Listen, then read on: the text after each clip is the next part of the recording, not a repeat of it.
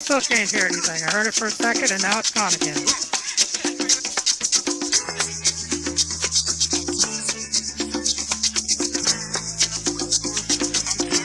Hello, can you hear me? Okay. But Valkyrie's ready to go, everybody. So guess what? Welcome your host, the glamorous little devil she can be. Ain't she sexy? Valkyrie Ice McGill! Hello, and welcome to another evening of Musings of a Demented Mind with your host, Demoness, me, Valkyrie Ice. Now, I don't know how many of you were around last week for our little short on July 4th, but Daryl asked me to talk a bit about the origins of the current Christian religion, particularly some things that you probably never heard about in church, because a lot of modern teachings are not actually based on the teachings of Jesus Christ. They are instead the words of Paul, as the overwhelming majority of them, or they are the opinions and beliefs of some of the early church fathers who shaped the Christian religion in the first couple of centuries. One of the first things to cover is that the Bible as we know it was not created for over 300 years after the time of Christ. There is zero evidence that any of the books of the gospel were actually written by who they are claimed to be authored by. We've got no way of knowing if any of the actual apostles wrote any of the Bible.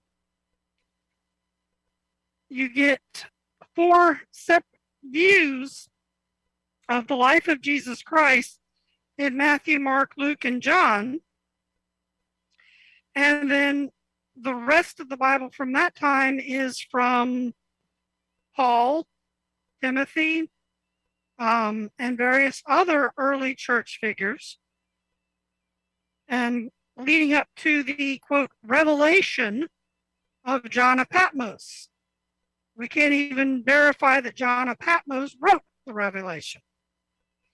And there's every indication that if he did, he might have been on mushrooms while he was writing it. He was. One of the basic things that most people are ignorant of is the fact that the Bible was created on the orders of Emperor Justinian of the Byzantine Empire. He basically gathered together the heads of a variety of Christian sects, put them into a large meeting room, and told them they either came up with a single unified religion or he was killing everybody. Mainly because he was sick and tired of endless warfare between sects of Christianity, each of which was trying to eradicate every other sect. This Council of Nicaea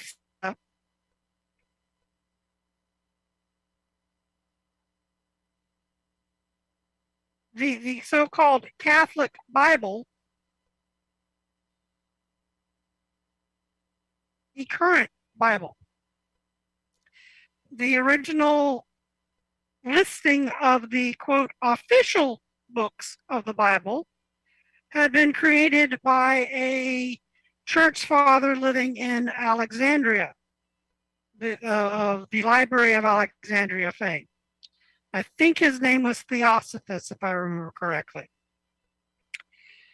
But part of these collection of books was decided by the Council of Nicaea to not be valid,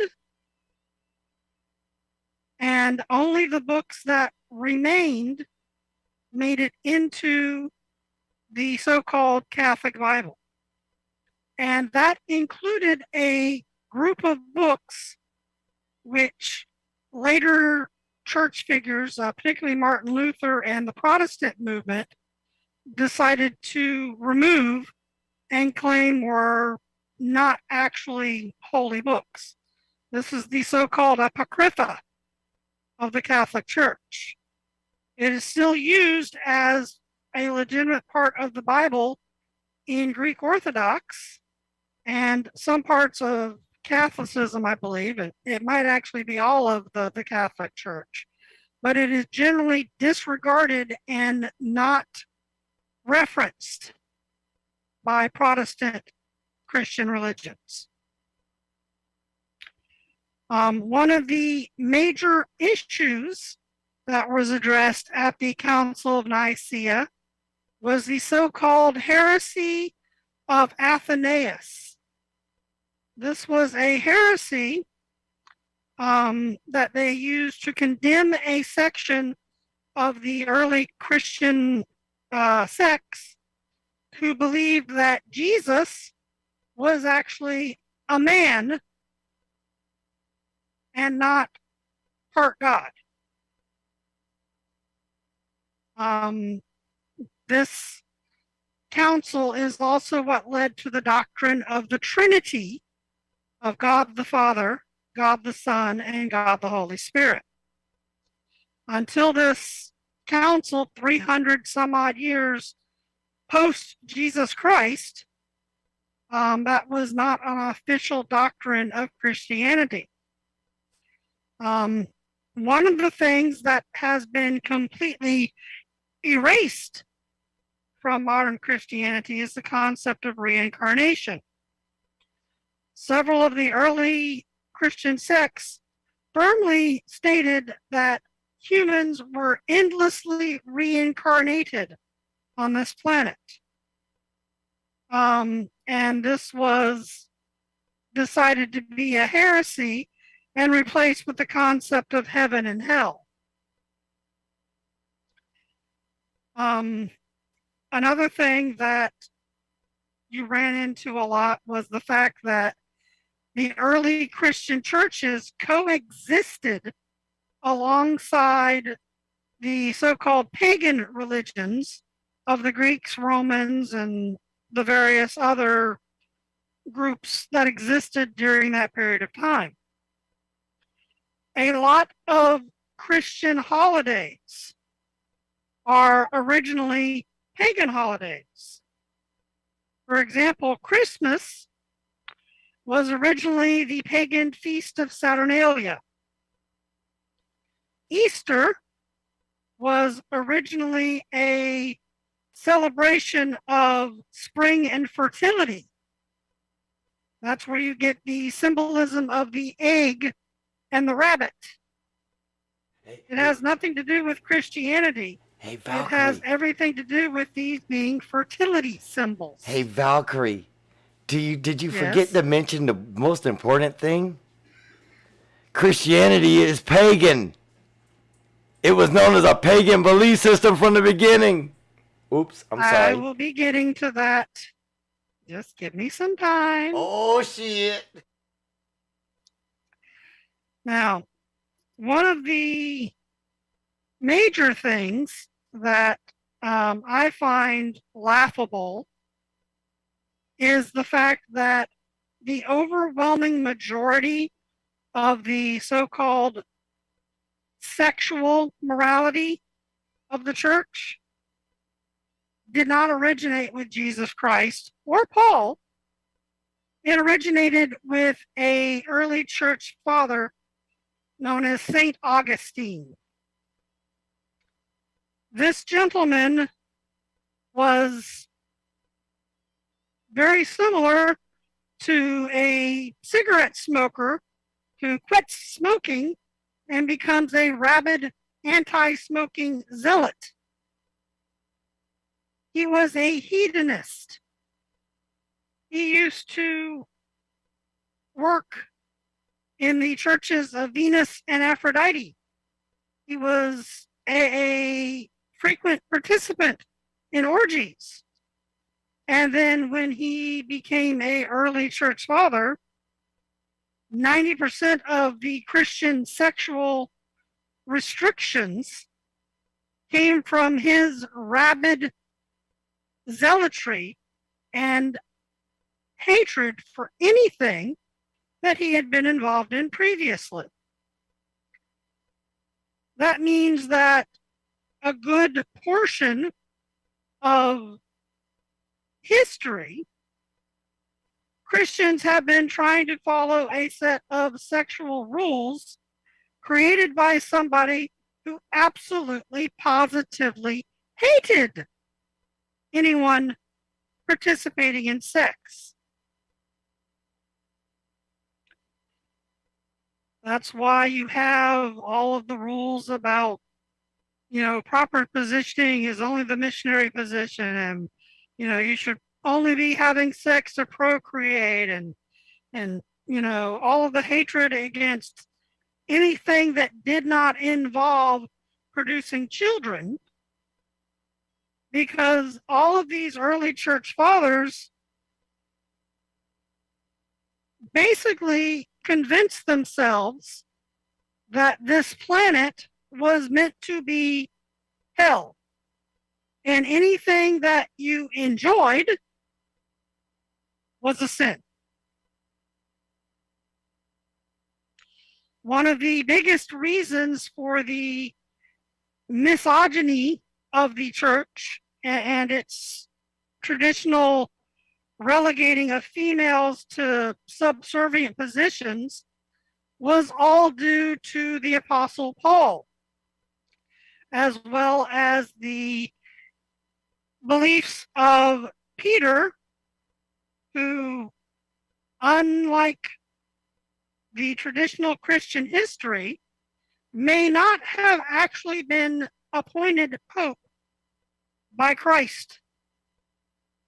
The Catholic Church claims that as truth, but the Gospel of Thomas, which is one of those books that got eradicated from the Bible, indicates that not only was Jesus Christ married, but that his wife, Mary Magdalene, was considered his chief apostle.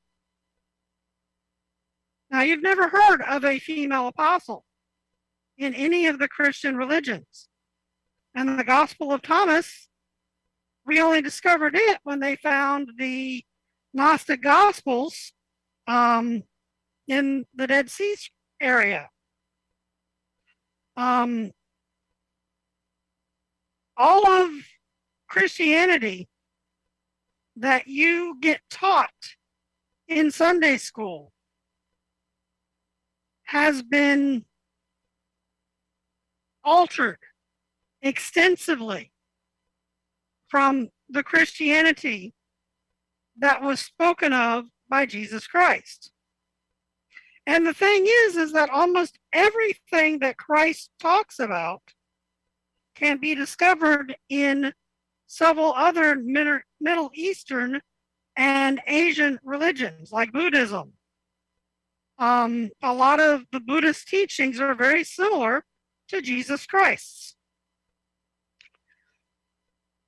The only 3 actual commandments that Jesus Christ gave were to love one another, forgive one another, and above everything else, not to judge. And if we could follow his commandments, we would create heaven on earth. He never said anything about a heaven up in the sky. He was talking about making earth a paradise. Even his return was all about coming back and creating a paradise on earth. The whole concepts of heaven and hell are holdovers from the Judaic religion prior to the establishment of Christianity. They just updated Sheol into our current hell and created heaven more or less whole cloth.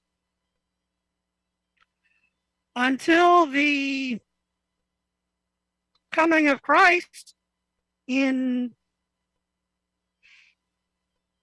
a lot of theocratic studies, there was no heaven until Jesus created a means for people to get to heaven. A lot of the teaching is that during the 3 days that he was dead, he had gone to hell to free all of the righteous people who were in hell and allow them to go to heaven. That means that everyone in the world before Jesus Christ had automatically gone to hell. This was the teachings of the early church. One of the other things that isn't as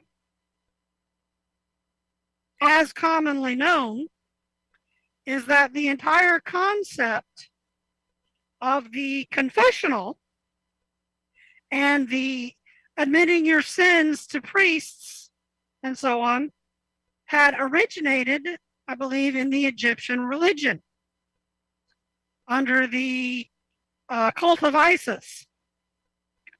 Now, I can't 100% verify all of this, but this is something that I learned fairly early on through the teachings of the Southern Baptist Convention. If you dig into the old chick tracts, the little booklets that you'd find, on bus stops and handed out at churches and, passed out left and right, that were the little, sermons in a small illustrated book, you will find out that a lot of this is discussed in the chick tracts. It is also discussed in conspiracy theories and as well as theological studies. There is a belief among the Protestant religions, not all of them, but in several, that the Catholic Church as a whole is the Church of Satan, and that the Pope is actually the satanic Pope, as well as the Pope of the Catholic Church.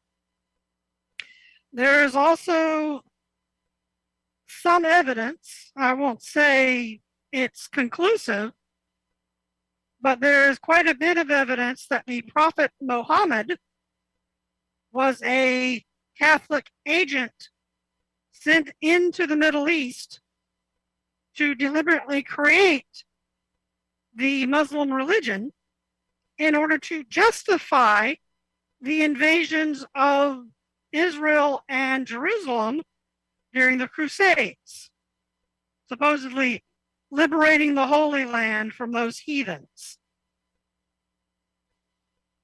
This indicates that if you dig deep enough, all of the Abrahamic religions stem from the exact same source.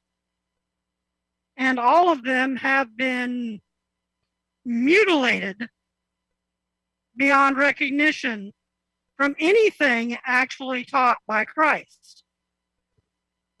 You'll find a lot of Christian apologists who want to say, well, yeah, Christ said love one another and forgive one another. And you'll have all these people who claim, well, all the people I know will do that and whatnot. But 90% of the time, they ignore the fact that this behavior is only applied to people who believe exactly the same thing they do. You'll find plenty of love and compassion and acceptance. Sorry, my tongue got tied. But you'll find all of this if you're part of their denomination. But if you're not part of their denomination, well, you're a false religion and you're condemned to hell. Most people don't realize that the Salvation Army bases salvation on good works. You can accept Christ as your Savior and, be a faithful believer, but if you don't do good works for the Salvation Army, you can lose your salvation according to their system of belief.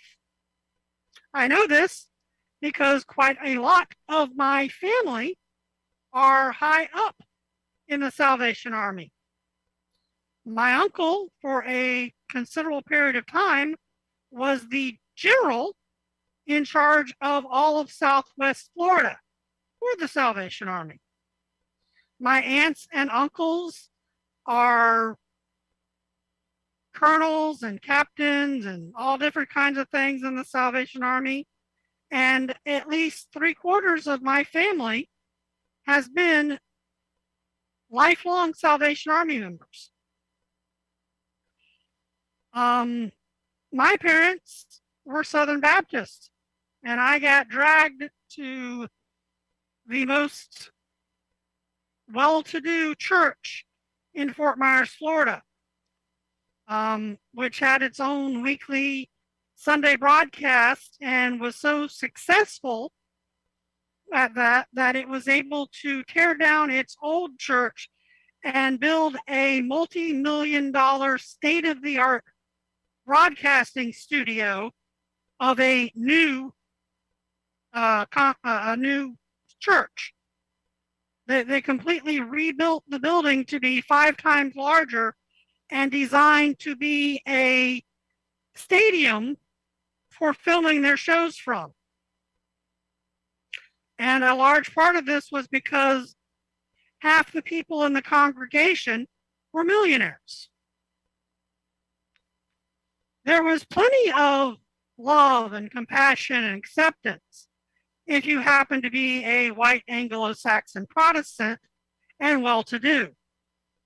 But if you were poor and anything other than one of the favored people, well, then none of that was for you. The overwhelming majority of religions that I have been to over the years have a similar mindset. They're more than happy to be, friendly and, welcome you in if you are of the same faith or claim to be of the same faith as they are.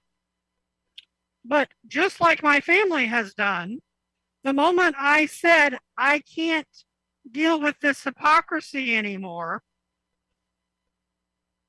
everybody cut me off. I haven't talked to any of my family but my sister and my mother in over 25 years because I was persona non grata at the family gatherings because I wasn't hyper religious. My brother-in-law decided to give me a hyper lecture about how, I was failing in my duties because I wasn't going to church and I wasn't attending worship every Sunday and I wasn't doing everything I could to expand the reach of the church and expand the number of people who got saved every week and everything else. You're a sinner. You're a sinner. Yes.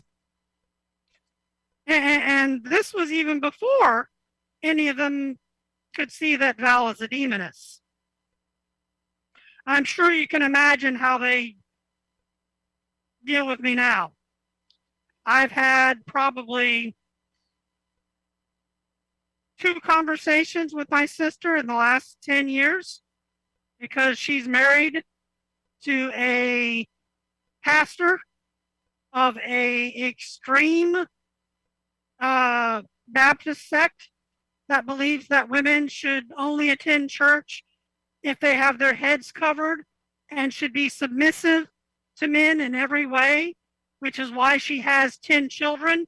Hold on, what's wrong with that, man? What's wrong with a woman being submissive? I mean, I'm your God Odin, and I love submission. Sorry, I'm sorry. Bye.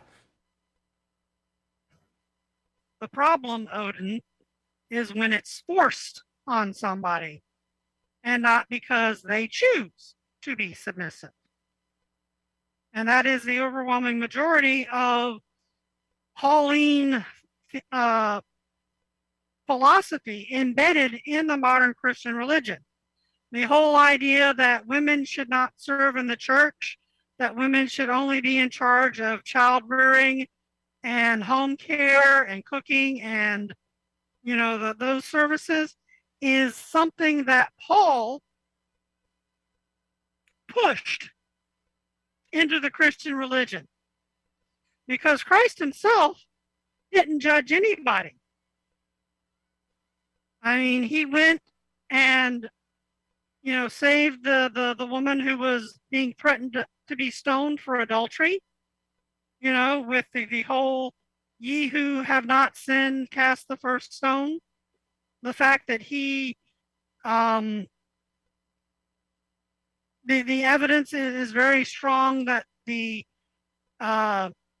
Roman gladiator the Roman centurion who sent somebody to Christ to beg him to heal his lover, was most likely asking Jesus to come and save his gay male lover. And Jesus had no problems with it. In fact, when it comes down to Jesus's actual words on marriage and sex, he was completely ambiguous about it. He was, if you can not be married, don't be married. If you can't, get married. That was his statements on it. He had nothing to say about what position you must use, whether sex was something that you did, a specific way or anything at all like that.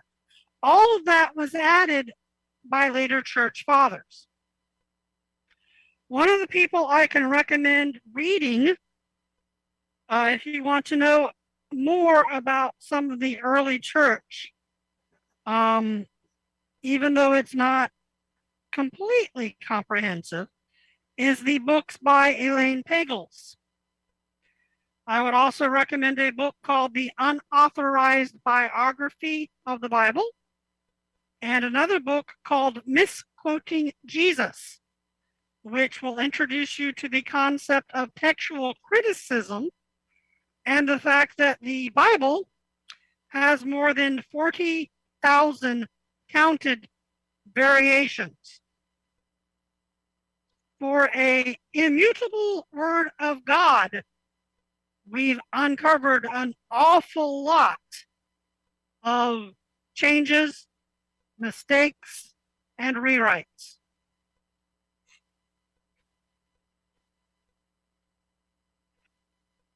In fact, there is a, if I recall right, a so-called wicked Bible, where during the 10 Commandments, they forgot to add the word not to the command, thou shalt not commit adultery.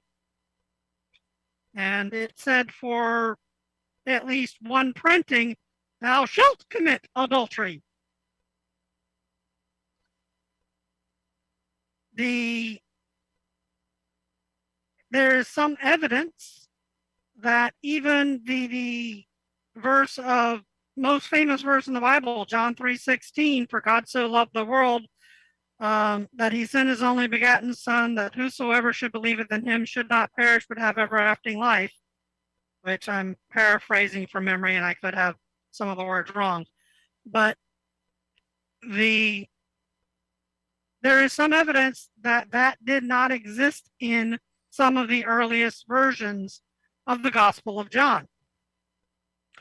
One of the other things that most people are not aware of is that the so-called most popular Bible in the world, the King James Version, is actually created from one of the worst translations of the original Hebraic and Greek texts, called the Latin Vulgate Bible. This is the original Greek and Hebrew translated into Latin, which was then translated into English to produce the King James Bible. And many Bible scholars consider this a tragic choice for a book to base a translation on into English. So therefore, the most popular Bible in the world is also considered to be derived from the worst translation of the original source materials. This is why there are so many different versions of the Bible that you can go to a bookstore and buy. You got the King James Version, the New International, the Ryrie Study Bible, everything. These are all Bibles that disagree to the accuracy of the translations of other Bibles.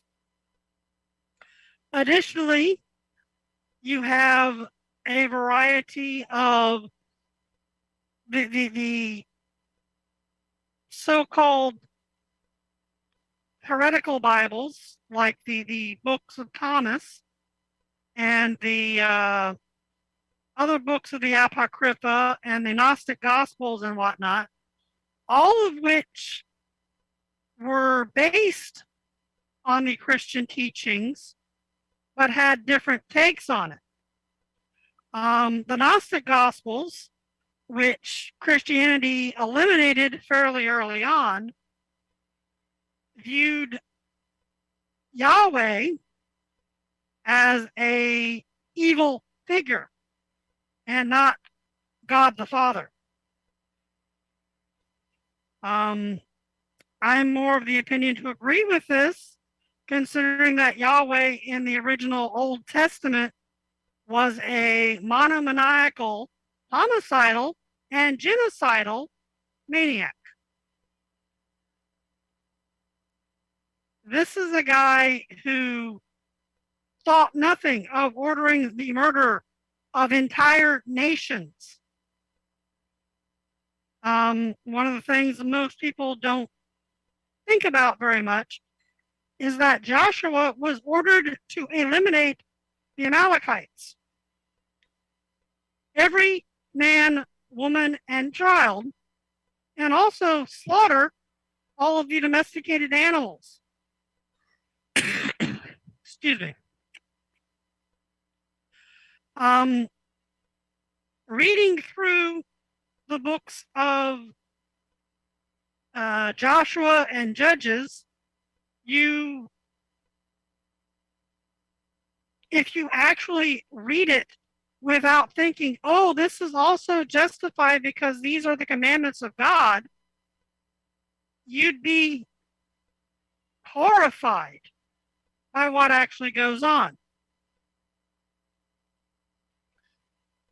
This is a guy who basically used a lot of the same tactics that Hitler did.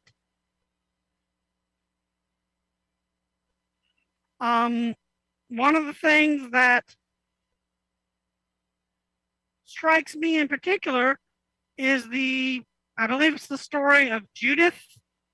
I'm fairly sure it's the story of Judith because I remember it being related to my mother, and my mother's name is Judith. And it involves a Philistine general who had been defeated, and as he was escaping from battle, he came across the tent of Judith, who invited him in, or I should say, lured him in, got him drunk, and cut off his head, and was then touted as a great hero of the Jewish nation for luring a guy in, getting him drunk, and then cutting off his head while he was helpless. Because all of this was done in God's name. Anyone who is serious about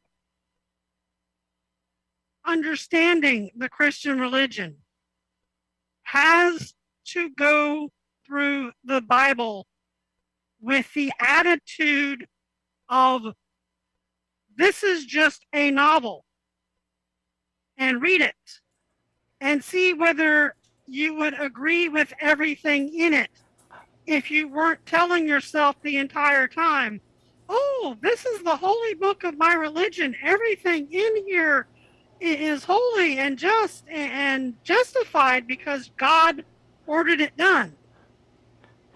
I mean, there are people out there who are pointing out that the Bible, by all rights, should be banned from libraries if you're going to ban other books Dr. for Seuss. sex and violence Dr. Seuss. and everything else. Dr. Seuss. Huh? Hey, I got a question for you, Valkyrie. Were you just talking about my girl, Salome? Dance for him, Salome, so I can remove his head? Salome was later. Oh, okay. Because you know something? Yeah, Judith, there's more Judith was the one who... Judith was the one who lured the Philistine general in, got him drunk, and cut off his head. Oh, Salome yeah, she was the good, one too. She who- was who- good, too. who She wasn't pretty. Ordered the head of John the Baptist. She wasn't pretty. That girl, she wasn't pretty. But Salome was so beautiful that she danced, had them dazzle. I bet you that was witchcraft. That's another pagan thing that happened back in. That was also during the Roman era. Yeah. Well, For I got King one. Herod. I got one quick question before I disappear with my brain cells. Now, my one question is this: isn't it funny that all the books of the Bible, were written by the same group of people, and the Christians are now saying that they special, and they special. We got Jesus, but the story was written by the same people. One thing that I find entertaining is that there is a early writing against the Christian religion by a writer called Celsus. Oh yes. Oh, I'm gonna let it go. I'm not gonna say it. I'm not gonna say it. You have fun. Bye. Celsus basically pointed out that the Christian religion was a so-called religion of the book that idolized idiocy. He basically pointed out that one of the prize traits that the Christian religion desired was gullibility and lack of thought. He praised them as destroyers of knowledge, pretenders to the religious and mystical traditions, and that they were basically a cult of morons. Now, we don't actually have the book that Celsus wrote, but one of the early church apologists wrote a book called Against Celsus, in which he detailed some of the arguments and basically went through and tried to make excuses for. I can't remember his name off the top of my head at the moment, but the almost everything that Celsus wrote, in my opinion, is far more accurate than the Christian religion wants to accept. One of the main things that drove me away from the Christian religion was when I was around 18. The church that I was going to, Riverside Baptist Church in Fort Myers, Florida, had a college that they had added. And I was auditing one of the classes, which was how to recognize a cult in order to rescue people from cults. Basically, it was a class on cult busting. And I was sitting there in the class, and they were going through all of the signs of a cult.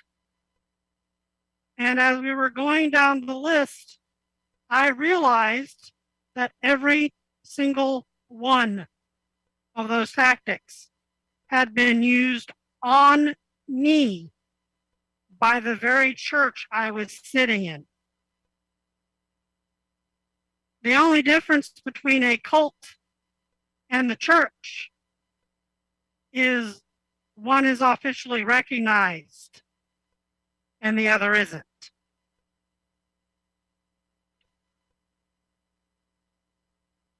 In every religion, there is always some sort of mystical revelation given to a single person who then spreads the religion and grows it and produces it.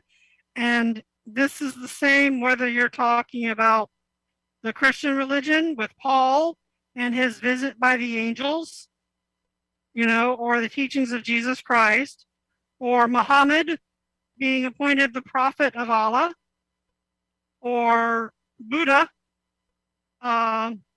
gaining the wisdom that he passed on to the Buddhist religion.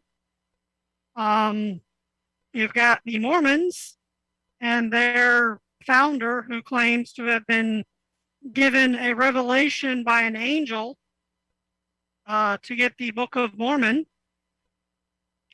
There is, to my mind, significant evidence for the existence on this planet of,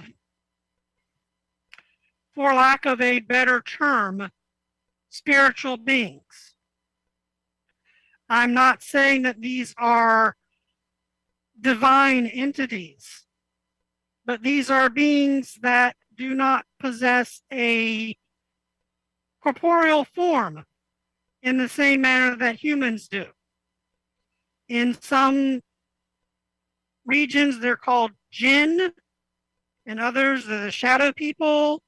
In others, they're demons or angels or genies or, there's thousands of, names for them. But these all seem to have a unifying theme. They appear to people and give so-called holy revelations. Every single major religion appears to have been spawned by one of these beings. But all of these religions also have very strong ties to prior religions. For example, the Judaic religion. I was reading just recently that the god Yahweh was actually a subservient deity to the older god El, who himself was part of the Elohim. Now, if you go deep enough into all of the different religious terminology and genealogies and lineages and everything, it becomes very clear that El was represented by the planet Saturn. Hold on for a second, Valkyrie. Hold on. Hold on now. I got to defend those good Christians out there and those wonderful Jewish people out there that believe that Yahweh is the one true God. Hold on. Before Christianity, before there was a thought of a Yahweh, you stole a Yahweh out of somebody's book. And what did you do? You stole a subservient God. You stole a demigod. A basic. Oh, it goes beyond that. Oh, shoot. Hold on. Valkyrie, tear it apart. Tear it apart, Valkyrie. Tear it apart. Now, as I was saying, before Yahweh of the Judaic religion, Yahweh was just a subservient God in the Canaanite religion, who served under the god El. And El was represented by Saturn, and Yahweh, YHVH, is a Hebrew approximation of Jove, aka Jupiter. Almost every ancient religion, broken down far enough, traces their deities to the planetary bodies. Usually starting with Saturn first, and then being replaced by Jupiter and his pantheon. Another thing that you don't learn about is that in the original Canaanite religion, the goddess Astarte was the wife of God. I think, okay, I'm fairly sure it was Astarte, but I'd have to double check to be sure. It might have been spelled differently. But in every case, you can trace most every religion to an earlier religion. Even the majority of the myth and legend around Jesus Christ can be traced back to the religion of Mithras. There's a very telling bit in, I believe it's 2 Chronicles, where the story of David is being told. And in the original telling, because it's told basically a couple of times, David commits a sin by calling a census for his people, counting all the people who were members of Judaism. This was considered a sin because supposedly God said, "My people shall be numberless," which was taken to mean you should never count how many people are followers of Yahweh. But David had this census done. And for this, his son was murdered by God as punishment.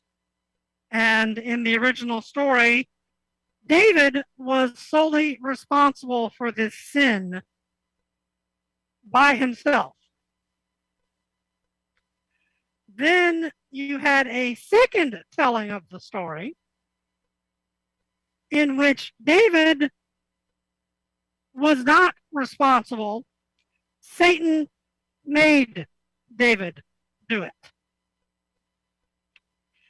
Now, the context of these two stories is that the earlier one is written from a perspective which leads you to believe that its author was close to the palace and had actually witnessed the events. Whereas the second telling appears to have been an altered legend that was created some point after the Babylonian captivity. Because during this period of time, the Jews had been exposed to the Zoroastrian religion and the idea of Ahura Mazda and Angru Manu, and basically the idea of a adversary god to the main god. And this came into the concepts of Judaism as Satan and Shaitan, and then later on the concept of Lucifer. The trouble with Lucifer is that Lucifer is a Latin term, which means that the name of Lucifer could not have existed during the ancient Judaic period in which he is first discussed, because Lucifer, which is based on the Latin word for light, did not exist during the time of the early Judaic writings. But you later on have the whole story of Lucifer coming about and representing Satan. Most people don't even realize that the serpent in the garden was not Satan nor Lucifer, but was actually Samael.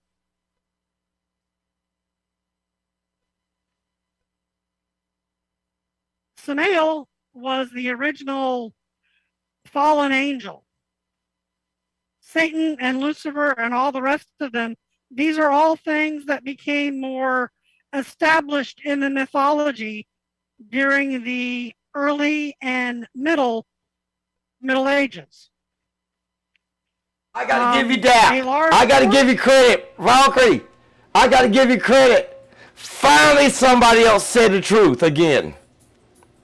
You called that serpent in the Garden of Eden's name out correctly.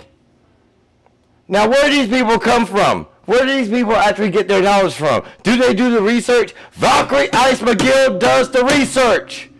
I'm sorry, I got a little excited, Valkyrie. You know, I'm drinking my beer and I'm walking around like a little child. A lot of the ideas of the structure of hell and who Satan is and everything else actually comes from sources like John Milton's Paradise Lost, the story of the fall of Lucifer. There's very little actually written in the Bible about the fall of Lucifer. And one thing that most people don't ever seem to realize what the actual original sin of mankind is. The original sin was using free will.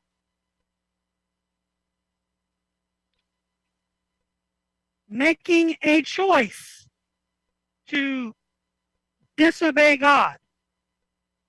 Making a choice that went against God's commandments.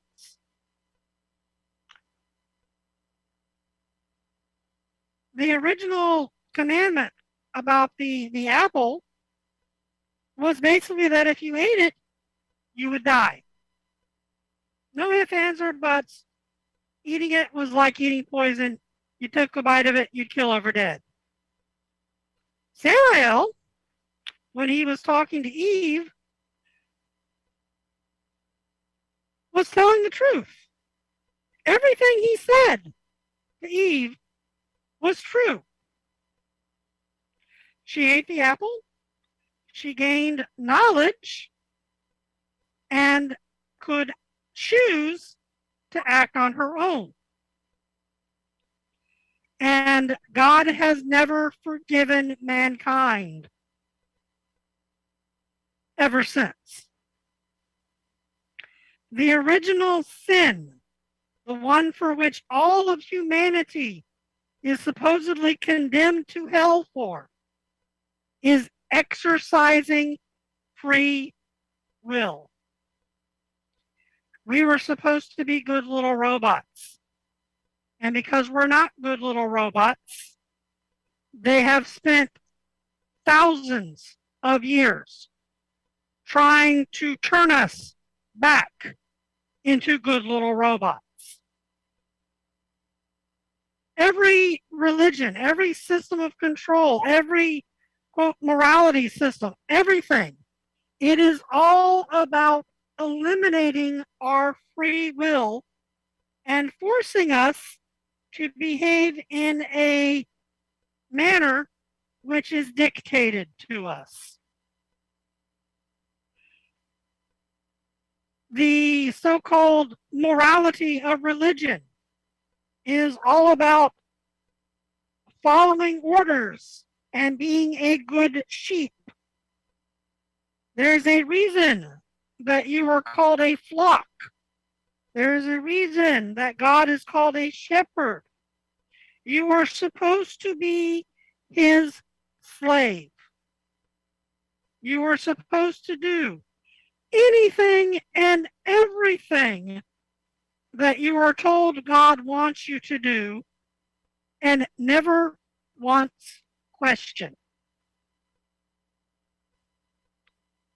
We were given free will, but we were never supposed to use it.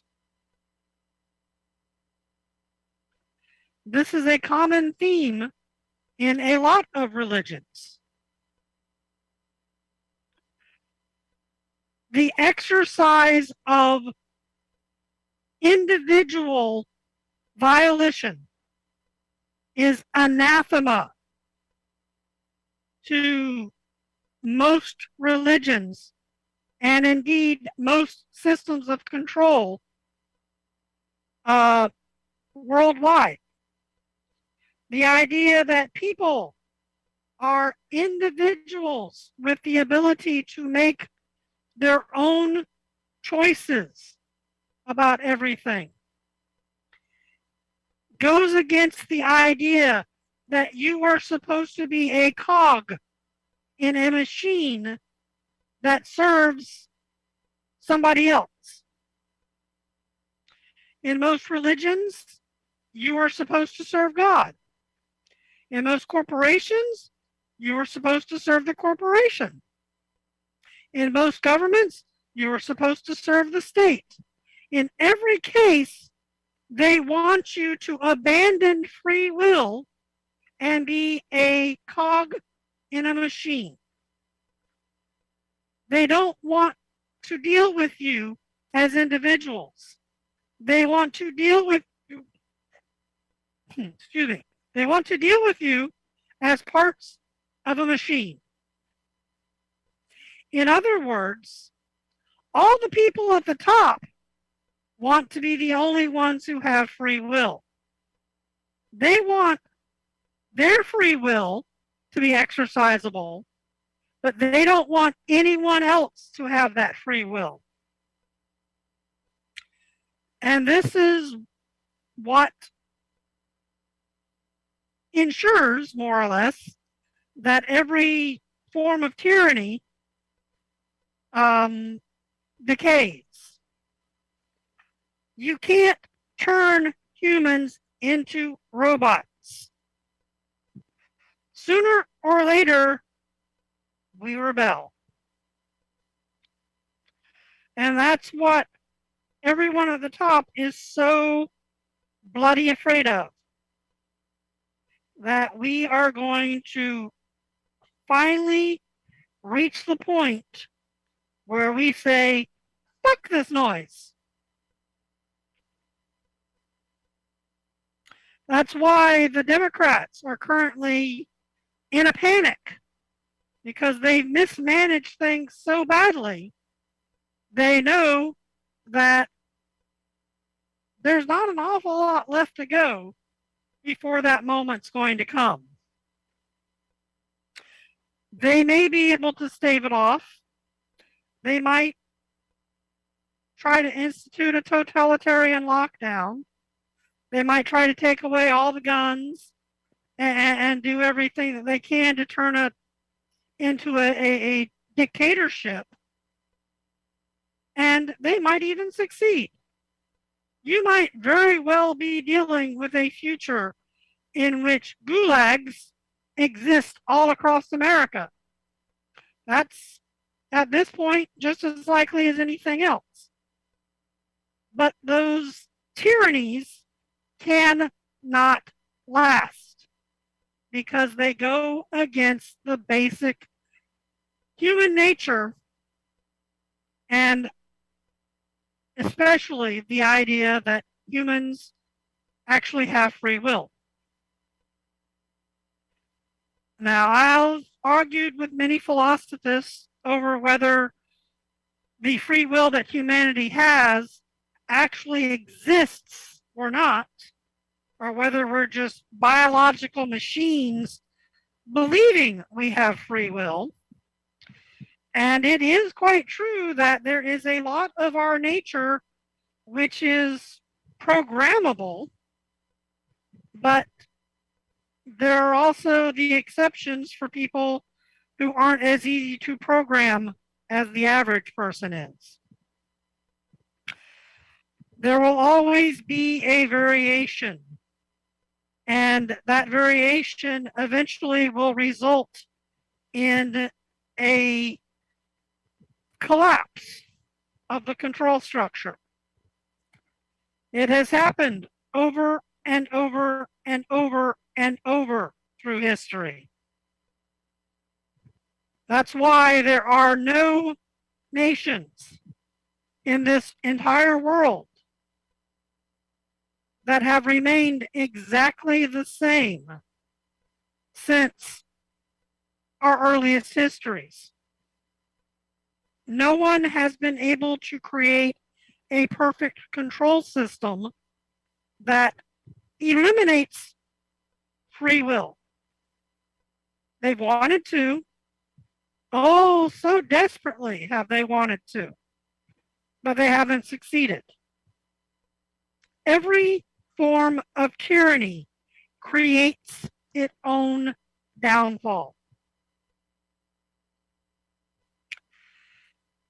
When you deal with the idea of religions, one book that I very highly recommend to anyone who's interested in the idea of why religion is so pervasive and so harmful is a book called God Wants You Dead. It has been available for free online. I'm not sure if it's currently findable, but it is a book that discusses the idea of ideologies as viruses. The idea that a religion is essentially a computer virus for organic brains. It discusses how most ideologies have two main drives: the protection of the ideology and the replication of the ideology. And if replication of the ideology can be accomplished by eradicating members of the ideology, i.e. all the people blowing themselves up over in the Middle East, then that promotes the replication of the ideology, then it will forego the idea of protection of any of the individuals who are part of the ideology. In other words, this is a virus of the mind that treats humans as disposable vectors. It doesn't care if you survive so long as you can replicate the ideology prior to your death, or even with your death.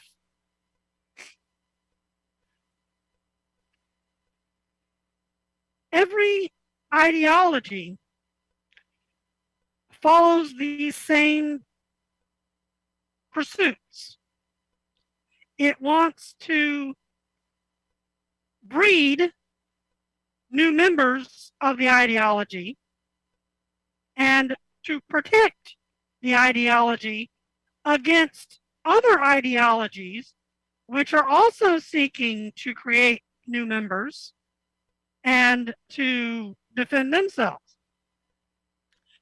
These ideologies will basically act against one another when it suits their interests and act together when it suits their interests.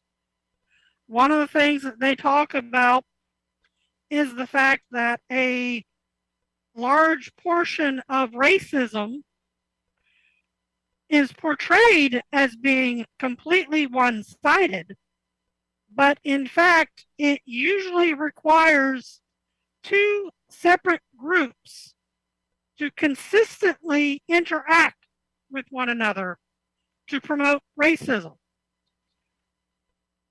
It's hard to have just white nationalism if you don't have black power.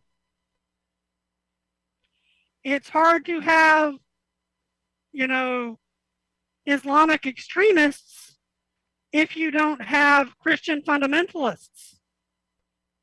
It's hard to have the KGB if you don't have the CIA.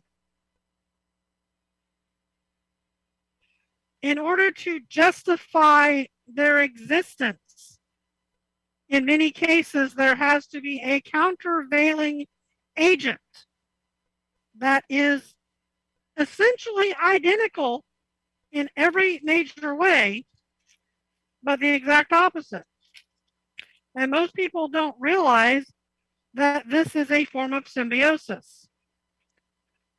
Another thing a lot of people don't realize is that institutions often are responsible for creating the very problems that they are intended to solve. Look at the war on drugs. Look at how massive the war on drugs has become. And then realize that the very reason that this war has become so big is because the organization needed to fight the war on drugs has to justify its existence. And if there were no war on drugs, they would no longer exist.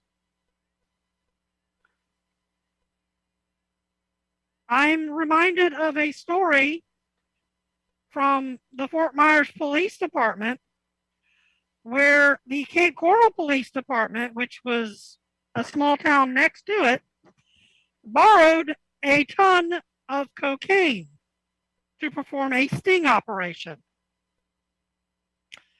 After the operation was over with, they returned a ton of powdered sugar.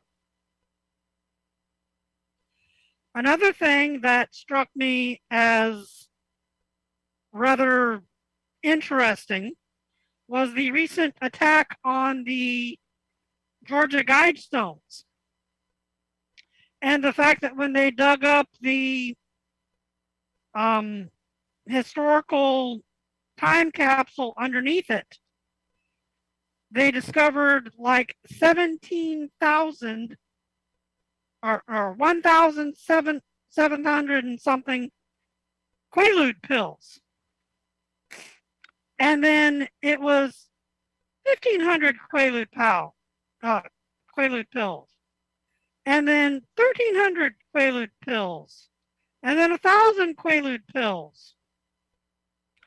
And it started making me think, what, is every officer that the bag's being handed from taking out a handful? You know, how did you go from 1,700 down to 1,000 and nobody batted an eye?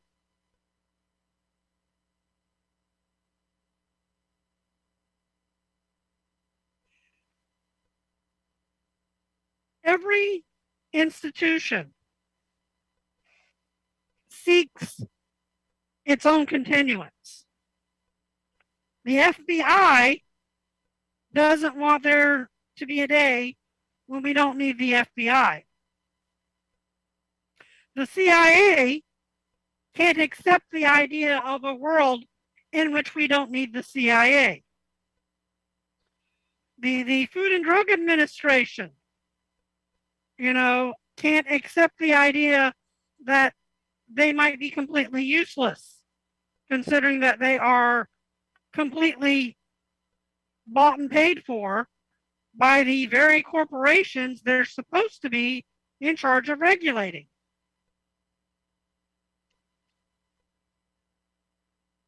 Corruption exists because a lot of these organizations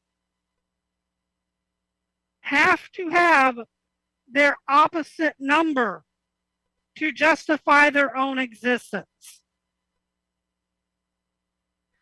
And this is part and parcel of the whole concept that these ideologies exist as a complete superstructure of what they call mimetic viruses. That the overall human mental landscape is preyed upon by these mimetic viruses, all of which act in a parasitical manner.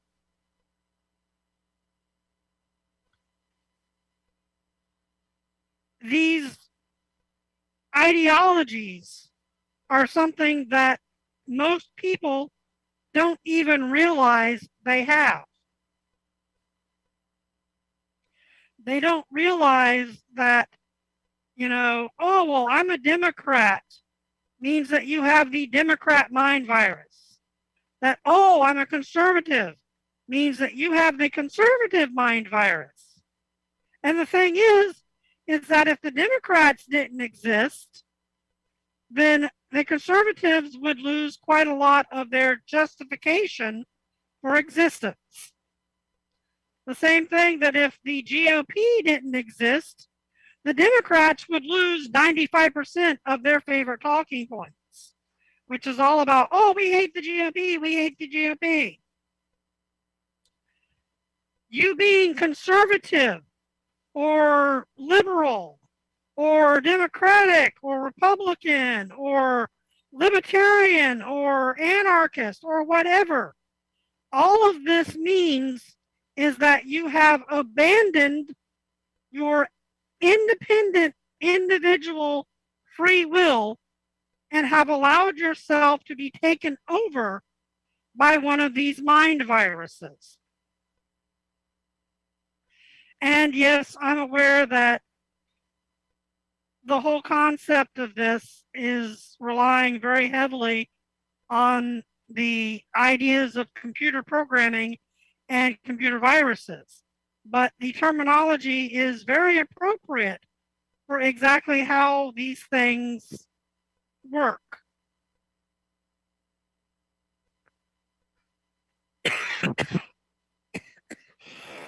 Excuse me, I gotta get a drink of water.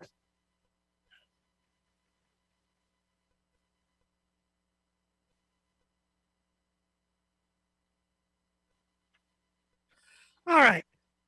But anyway, to get back to the early church fathers, The original teachings of Christ were all about getting along and harmony and loving one another and forgiving one another. And I'm sure if you go through the Beatitudes, you can figure out a lot about what Christ was wanting people to be. He basically was saying to be kind to one another. The whole golden rule, do unto others as you would have them do unto you. Not do unto others before they do unto you. But since then, you had to deal with Paul and his insertions into what Jesus said about the role of women, the fact that men should only be the priests in the church and women should just be seen but not heard. The later on teachings of St. Augustine about sex and the role of sex in, the Christian religion, which also contributed to the oppression of women. The idea that women were always supposed to be something lesser than mankind, or than men, because, they were created from men. The idea that, other religions are supposed to be seen as the enemy of your religion. That, you could not sit down and break bread with a pagan without trying to convert them to Christianity. That, anything is fine so long as it results in the conversion of somebody, to the Christian religion. I mean, you saw how well that went with the Inquisition. The very ideas that the majority of our modern Christian religion is based on do not come from Christ. And when you go to a church and you listen to the teachings and whatnot, you'll get less than 50% of the teachings of Christ, and most everything else will be the teachings of Timothy, John, Paul, all of the other apostles, and not the actual teachings of Christ. There's also a lot of evidence that the Christian religion over the course of its existence has been used by the authorities of any given era to reinforce their own authority. For example, a lot of the divine right of kings involved a king being blessed by the Roman Catholic Church with the authority to rule by God. And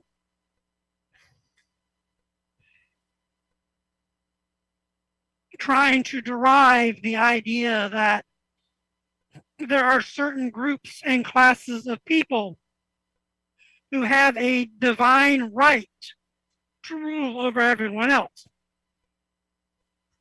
And, excuse me, I might have to go here in a moment. Having some digestive issues at the moment, but we'll try to fight through them.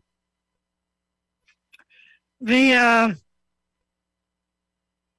entire religion in its overall basis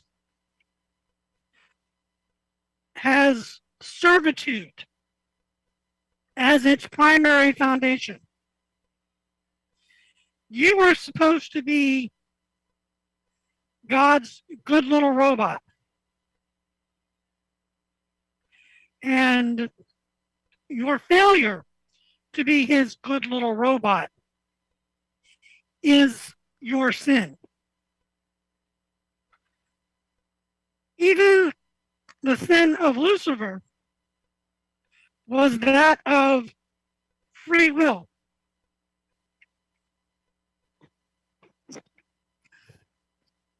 Okay, you're going to have to give me a couple of minutes. I've got to go to the bathroom real quick.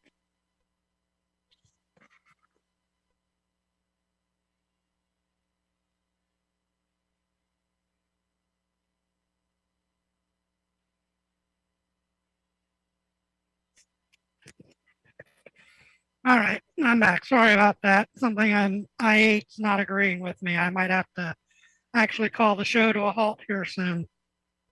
Well, guess what, ladies and gentlemen? You are listening to the Global Enlightenment Radio Network, and this wonderful show is brought to you by Express Movers. Express Movers, the moving company down in Greensboro, North Carolina. And I suggest you use Express Movers. Also, ladies and gentlemen, I would like to say that we are now using the wonderful power of advertising. So if you're interested in being advertised, your show being advertised, or anything else advertised, you must consider us. We are reaching 13.2 million listeners, and Valkyrie is rocking right now. He's tearing it apart. He's just doing the job that a true investigator, a true host on anybody's network should be doing. Not singing a song, not breathing the breath that everyone else breathes. He's supposed to investigate. That's why I love my Valkyrie, my Ice, my McGill.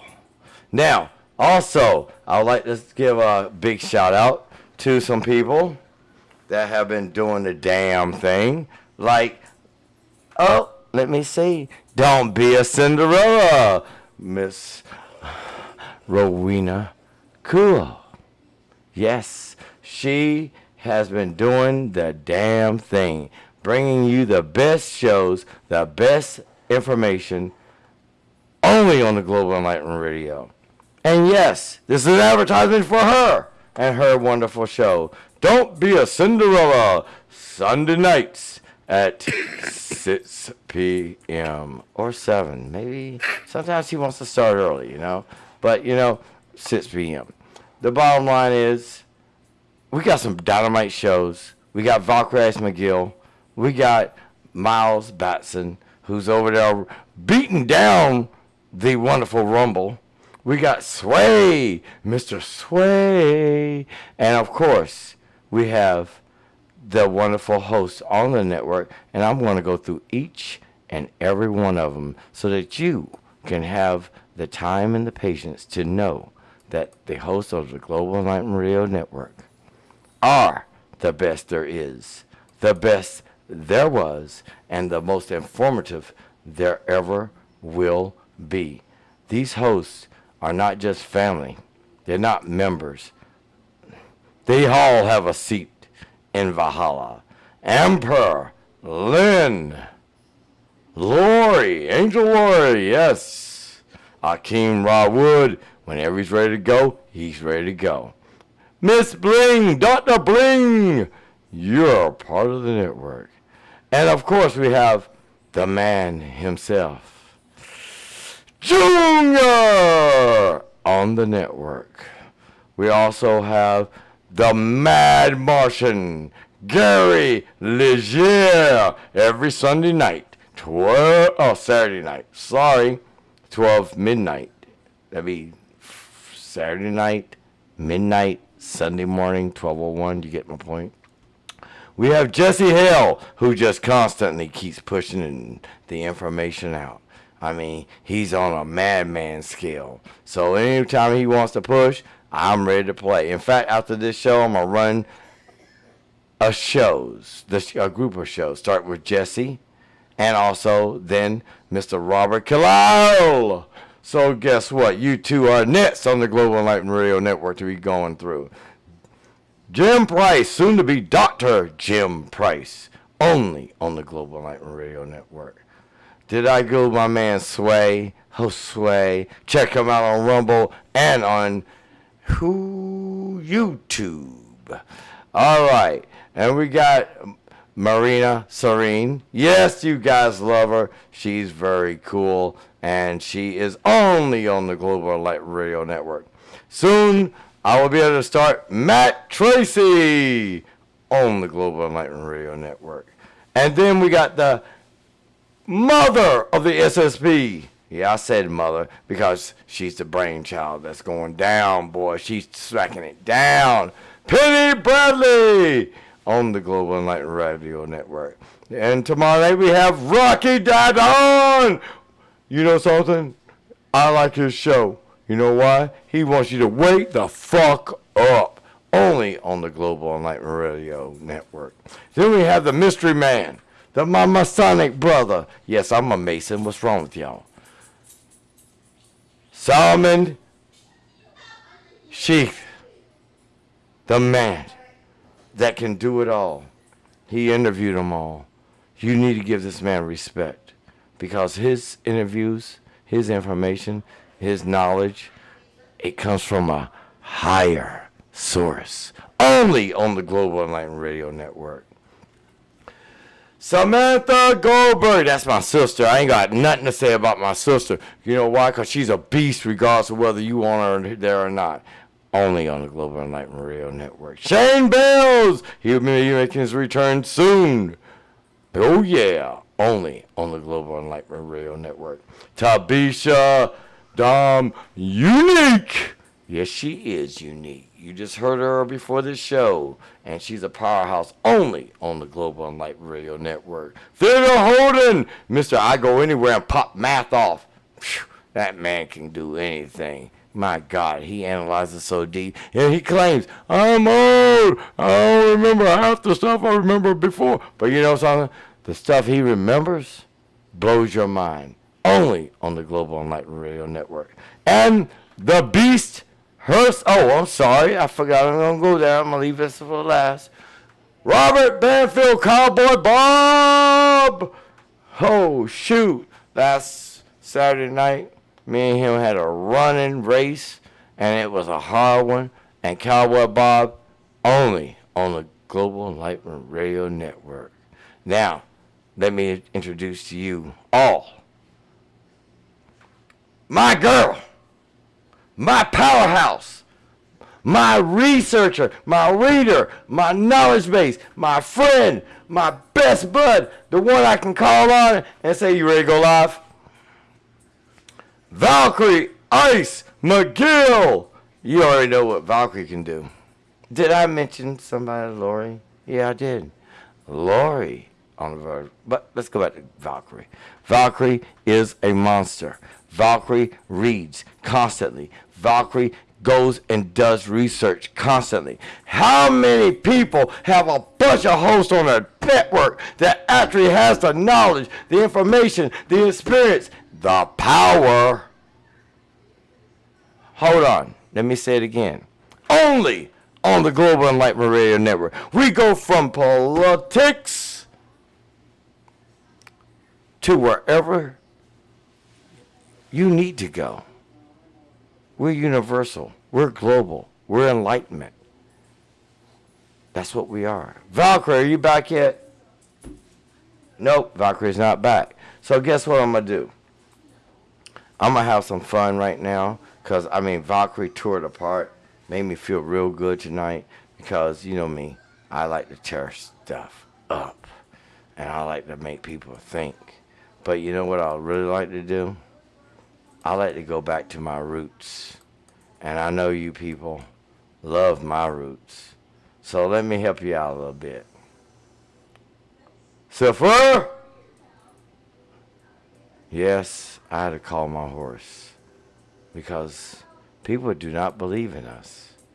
But they do respect us. They respect the Global Enlightenment Radio Network. They know that here you have the knowledge base. You have the people that stand beside you. You have truth. Truth. Isn't that what you want? Well, let me get my horsey and let's begin to ride. All right, I'm back. Oh, shoot, I was driving my horse, brother. But guess what? Valkyrie has returned, and oh my God, I love you, Valkyrie. Valkyrie, you know something? You're a power force. You made me just jump up and down, do backflips in the backyard. You know how bad that is. Yes. Oh my God, you saw me. I came running in so many times because you got so much information. Valkyrie, the clock is yours. You can just do. I'm just let me know. All right, well, I'm probably not going to go much longer because my stomach is not very happy with me tonight. My medicines for diabetes sometimes have this effect for me when I take them a little bit too far ahead of dinner. Uh-huh. So, hey, Valkyrie, I got a question. I did. I have a quick question, brother. I mean, I love you to death, and you know, and people, they all know you're one of the wisest beasts out there in the world because you read constantly. You got so much knowledge in your head.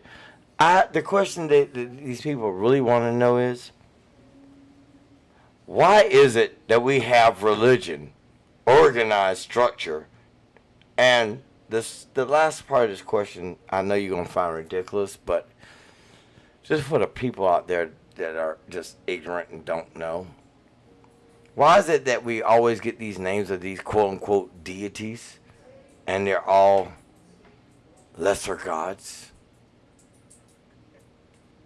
Or imitations of lesser gods? Well, I guess because it's human nature to want to ascribe anything that they don't understand to a intelligent force. And so they manufacture and create gods.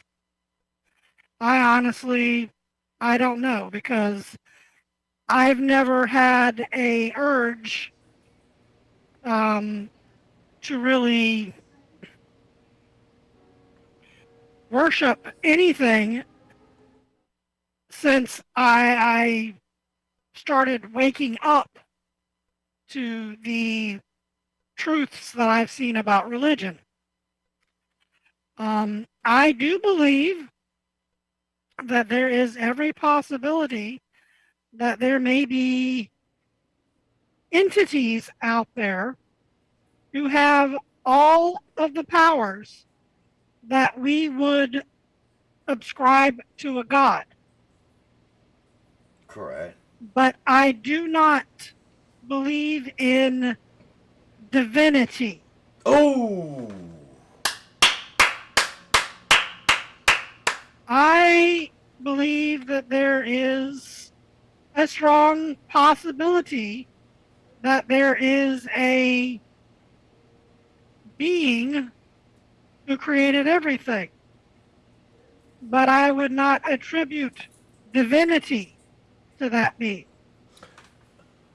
One thing I have often pointed out is that if the rules of quantum dynamics are true, which at this point in time they appear to be, then for every potential outcome, every action is taken. Oh. For example, if you are going along a road and you have the choice to turn right or the chance to turn left, there will exist a reality in which you did both. There will be a right-hand reality and a left-hand reality. So that's like multiple dimensional or separation of timelines, correct? Kind of. I honestly think that for every possibility, every outcome exists. So the I question, also believe that most of these outcomes are predetermined. And the only thing that is actually happening is that the point of your consciousness, your awareness of now, is changing tracks between these pre-existing um, possibilities. okay, You know how a phonograph, when you're playing a record, the right, needle follows the track. right. When it skips, Now imagine a needle following a record that has an infinite number of branching paths. okay, Your consciousness is the point of that needle, and your memory, your history, your timeline is simply the path you took through all of these infinite branching realities. correct. The realities already exist. You're not making new timelines. You're not making new branches of reality. You're not changing the fundamental nature of the universe.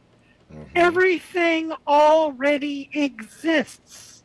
And the And all that is possibilities. changing is your path through it. Your point of consciousness in the absolute now is the only thing that actually exists. The future and the past are both set in stone.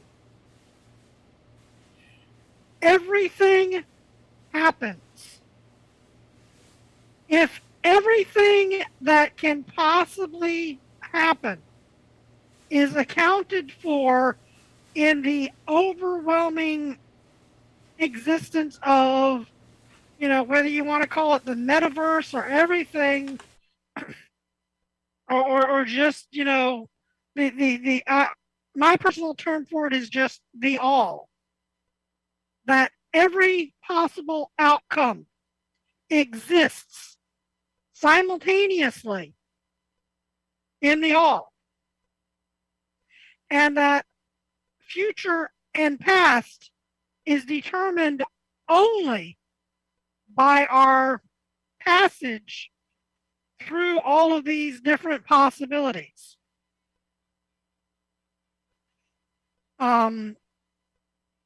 Your history is nothing more than a record of the choices you made. I agree. If you somehow manage to, quote, jump timelines, your past history still exists. It's just you've now moved to a point of now, which is separated from the point of now that you were in that established that history. So basically, the events you and choices you make changes the outcome each and every time. Yes. But the question, And there's a deeper question behind it, then, Valkyrie. And I know you got the stomach going on, and I don't want to rush you. But the question, I mean, I know it's going to be a deeper conversation if me and you get into it. But if, all right, let's just take it to another way of saying it. Hypothetically, let's say there's no such thing as a timeline. Hypothetically, let's just say that we follow this path. Regardless, the outcome is always going to be the same. It's called destiny. If you add fate to that path, meaning intervening variables, your decisions, your thoughts, those are people around you. I don't think that the outcome is always going to be same. So outcomes are not predetermined. Do you remember a popular fad back in like the 80s called the Choose Your Own Adventure novel. Yes. Imagine that you are in a vastly complex Choose Your Own Adventure novel. There are millions of potential outcomes. Correct. There are millions of potential paths. Right. But every single step of all of those millions of outcomes and all of those millions of paths exist before you ever open up that book and start reading. Because you didn't write the book. You didn't create them. They were already The predetermined. book has already been written. Ooh. All you are doing is choosing your path through the book.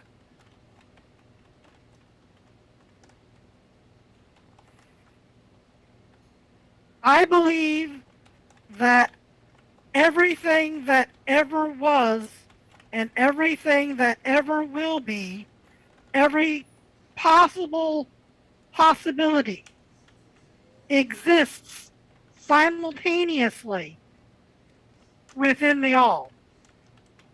I'll have to give you a longer discussion of this one week, but Yeah. essentially within the all-encompassing sphere of the all, there's a reality in which my choices have led to me being a frog sitting on a lily pad eating flies. There's a potential somewhere out there for Spider-Man to be helping Frodo deliver the One Ring to Mount Olympus.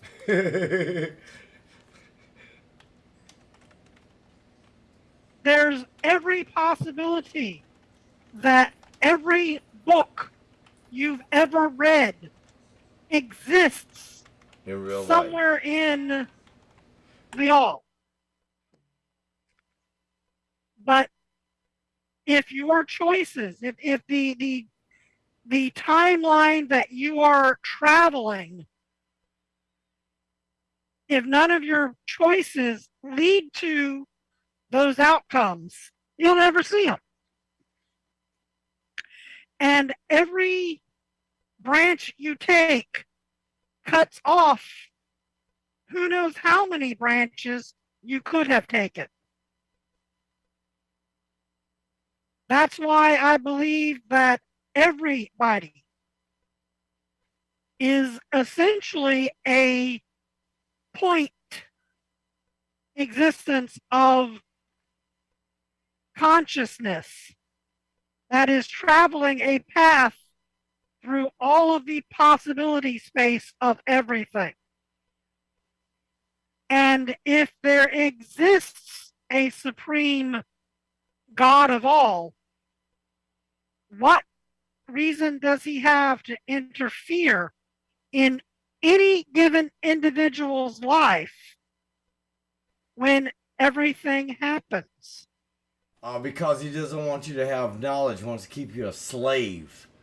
I mean, I'm sorry to say it. You said it yourself. I don't believe that is the will of the Creator. I believe the will of the Creator was that this is our playground. That we are here to experience reality, to travel through all of the trillions of possibilities and explore every single path over the course of God knows how many existences. But you've gotten in this particular universe, a group of people who exist to control everything who want that knowledge hidden, who don't want people to realize that we're infinite fragments of the ultimate creator who exist to experience the possibilities. We're not here to learn some fucking lesson. We're not here to work off our fucking karma. We're not here to fulfill some mission for our fucking higher selves. We are here to experience existence. This was supposed to be our playground. Instead, somebody has turned it into our prison. And I can't conclusively say who's turned it into our prison, who created these fucked up rules, or why we're forced to obey them.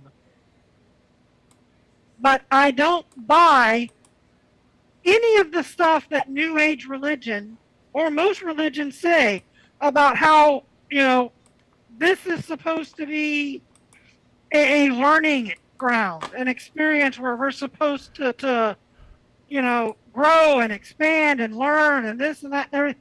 I think that somebody has imposed that shit onto the reality that we're supposed to be here to have fun. Right. This is, for all intents and purposes, this is a VR experience for the creator himself, or the creator or herself, or whatever you want to call it. It has split itself into an infinite number of points of consciousness so that it can experience the story that it is telling itself. From the beginning of eternity to the end of eternity. And there is no beginning and there is no end. And, everything within this universe is known by the ultimate creator. But he's deliberately made it so that the individual points of consciousness can't see everything, because then we'd know the whole story already. And, knowing everything and how, if you sit down and you're reading a book for the first time, there's that sense of excitement and learning about what's going to happen and the twists and turns and everything else. But that feeling is not there when you've read it for the 999th time. Right. Or the 1,000,000th time. Or the 100,000,000th time. In order for us to be able to enjoy existence, this is why we don't know the future and why our perspectives are so limited. And, there's every possibility can be explored, but my particular point of consciousness may or may not remember all of the previous points of consciousness that I've been. In essence, I think that it is all too likely that I am you at a different point in this existence that we're traveling through. That you and I are the exact same universal consciousness at different points in the overall exploration of every possibility. Just like, Penny could very well be an incarnation of me at a different point in time. Yeah. Or, Cleopatra might have been an incarnation of me at a different point in time. I believe that every single person in this world is simply the same entity at different points in its existence as it travels through every single branching pathway of possibility. And the overall goal is to explore and experience every possibility. The good, the bad, the mediocre, the boring, everything. The whole point is that this is our video game. We're supposed to be here to enjoy it. And instead, you've got people who are doing their damnedest to turn it into the dullest, boringest, and And they're trying to control the horrible game. grind. And they're trying to control the game. Stop. Yeah. Valkyrie, let's do this next week or another day this week. Because, honestly speaking, I don't want to get too deep right now. Because if we really get into it, they see the game. I can already see the smoke rising from yes, their head, so. Lord, I got my hand on my head, so you know what time it is. If we go through if we go down this rabbit hole right now tonight, we don't have the people that's going to think as I want these people to be fresh mind to think about this, because this rabbit hole is deeper than they think. I'll make the overall discussion on this at a later date. Yeah, because you tore religion apart. In the group that Penny runs on Facebook. Yes. I think it's Secret Solar Civil, or I'm not sure if it's a public group though. But I spent a few thousand words describing this concept and discussing it with various people, including Penny. Yes. So I understand where you're going with it, but to see the rabbit hole that we're going down is going to end up saying. Let me just be honest and tell the people what the final outcome is. You're a bunch of idiots. You're being manipulated. And the reason why you're an idiot is because you allowed them to manipulate you, not because you've been manipulated. That's it even goes into religion. It's not making an effort to see. The light is there, but you don't want to use it. It's like they say in the old days, acceptance is agreeing.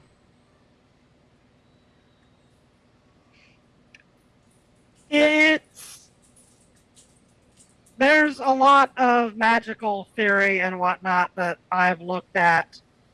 I don't often tell people, but I have a complete set of grimoires on my computer. And if you look at them from the right perspective, these are basically the science textbooks of their day. Not magical, science. See, these were their rules for manipulating reality the way that we use physics today. Correct. And people don't understand it. But something has changed. And that's a true statement. Between when they were written and now. So they no longer work quite the same way that they used to. Or, hold on. In fact, for the majority of people, they don't work at all. Maybe it's because the people lost their belief in making the intent work. You remember, half of magic is that could be possible, intent. But I believe that there's actual physical reasons for it as well. Oh, we're going to go so deep, boy. We're going to drive down. Listen, you got a tractor trailer truck because, I mean, you driving down the whole highway and you ain't got to stop No, for gas. this is probably something that you could drive the USS Enterprise through. Ooh, lordy, lordy, lordy, lordy, lordy, because these people need it. They need it. Now, hold on. Let me say something. If you have not grabbed your balls or your ovaries, whichever one comes first, and decided to donate to assist Valkyrie in her reading, in her ability to be on the network, in her ability to do more, to be better, to get stronger, to go to conferences, then you're sitting on your ass looking stupid. I want everybody that's listening to this show to go over this show. Valkyrie's going to give you a way to donate and show your support. I mean, you people out there gave to this idiot named Michael Vera, who just used you and your money for his weed, for his living expenses, for his nothing about his network. He robbed you, just like the minister in the church robs you. Yeah, when you go to church, you put some money in the pulpit, you know, in the little trays and stuff.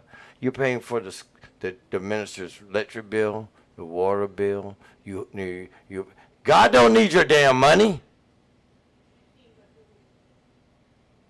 But this man is deceiving you. Valkyrie's not deceiving you. You pay for you pay for that minister's child to go to Northwestern, Cornell. You know what I'm talking about. And you bought his wife a car and his girlfriend a Mercedes Benz. Yeah, it was you. You put your dollar in it. So do something right. Support Valkyrie McGill. Valkyrie needs a hand up, not a handout. He wants to get better, stronger, faster. Valkyrie doesn't want to be the $6 million man, nor the bonnet woman. Want to be better than both. So give Valkyrie a hand up. And that's my damn Valkyrie. So you need to do it right now. Valkyrie, tell them where to give donations or something, man, because it's hard. All right, I'm looking it up right now, Oh, so please just do. give me a second. I mean, It is available, the very first post in the Musings of a Demented Mind Facebook group. yeah. Remember, it's spelled DEMON-TED.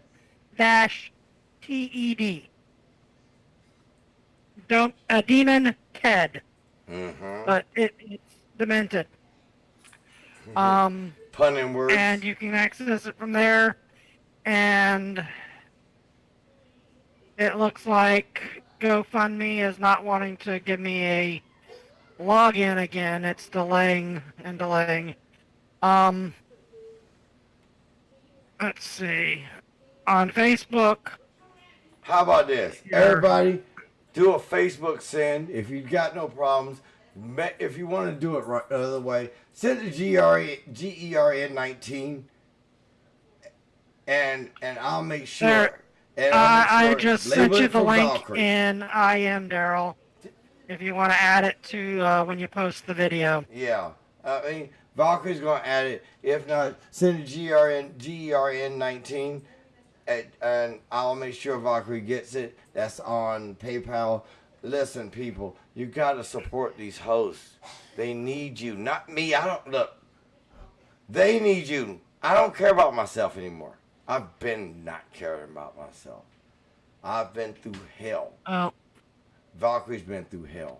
I want my hosts. Help me to fund the show and buy more books. Hey, guess what? Valkyrie. Let's next week, we're going to tear some people's hearts out, okay? We're going to break them. We're going to make you see reality. Because I'm so sick and tired of everybody I've known saying they're commanders, captains, admirals on ships, in space, in another dimension. Why can't you be the goddamn cleanup person? Why can't you be the bus boy? Why couldn't you be the bus girl? Why couldn't you be the intergalactic swimming pool cleaner? I'm just the librarian. I'd rather see a librarian because I can believe that before I believe that every single person that I've met has been a commander of some damn ship. I mean, I know not the even feeling. Penny said she's a commander. She said she was a pilot. Everybody wants to be over and over and over and one up and one up and one up each and everybody out there. And it's sickening. Hey, I've met 5 Josephines, 12 Cleopatras, and I think I've met exactly one who was a peasant in the Middle Ages. You met a peasant? Oh yes, my God. I met one person who said that they remembered being a peasant in the Middle Ages. Find me that person. I would love to have that person on air because I want to ask that This person. this was 20 some odd years ago, Daryl. Oh my God. I wished I even remembered their name. I mean, listen, you know that's a rarity, right? Mm-hmm. I mean, Everybody wants to be famous. Everybody wants to be the top of the dog pile, and everybody wants to be the high priest. And why can't you be the person lighting the candles? I mean, how many goddamn high priests can there be out there? How many goddamn captains can there be? I'm tired of it. If you go by what little memories I've got, the best that I can claim is to be a forgotten goddess from a bygone age.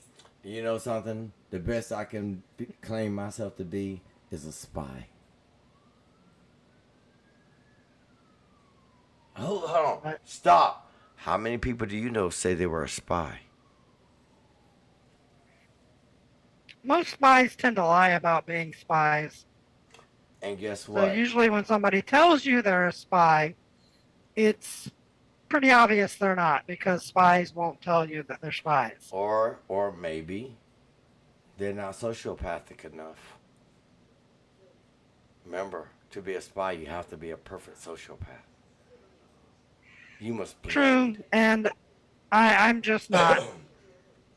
I mean, if I had my way, you know, if you just give me my body that you see here on the screen and let me loose, I would just go enjoy my life, read a bunch of books, you know, find a bunch of girlfriends to play with, and let everybody else do whatever the fuck they want. But Valkyrie, you know something? Just throw them lug nuts in my mouth, baby. I am having a blast. And I'm going to tell you something, people. When you wake up and smell the coffee, see the dawn of a brand new day, maybe you people out there that claim to be goddesses and... Oh, hold on. The worst one ever. Let me tell you the best one ever, okay? Why does everybody go to a psychic that tells you in a memory regression that you were a captain on a ship? I've seen so many people go to psychics. Or how you gonna get a memory regression when you're not even present with the person? Help me understand. You're not in the room with that person. You had a memory regression, which means what? You had to be under a hypnotic trance. There's an awful lot of scams out there, which is why I depend on as much corroborating evidence as I can find. Hold on, did I just blow a hole into a bunch of you people out there by saying that? Look, let me just be honest. Let me just be honest with you people out there. I got intestinal cancer. I can show you the documentation. I got documentation. I was told I was going to be healed. Who wants to heal me? You say, you got so many people out there that claims a lot of shit. Won't y'all heal me? Somebody heal me. Come on. Come on. Somebody out there heal me. But I was told that I was going to be healed. Oh, not by you people out there. Fuck you humans. Fuck you. Usually it's somebody who wants to sell you something. That's right. Oh, you'll be healed if you give me a donation. Oh, yeah. Oh, no. Well, Let me give you a good one. Let me give you the best one ever. My mother back in the day went to a psychic that said that I had malignant spirits within me. My mother gave that motherfucking bitch 16G. I'll tell you in honesty, I burned the bitch's house down. Now you figure out who she is. But I burned the bitch's house down.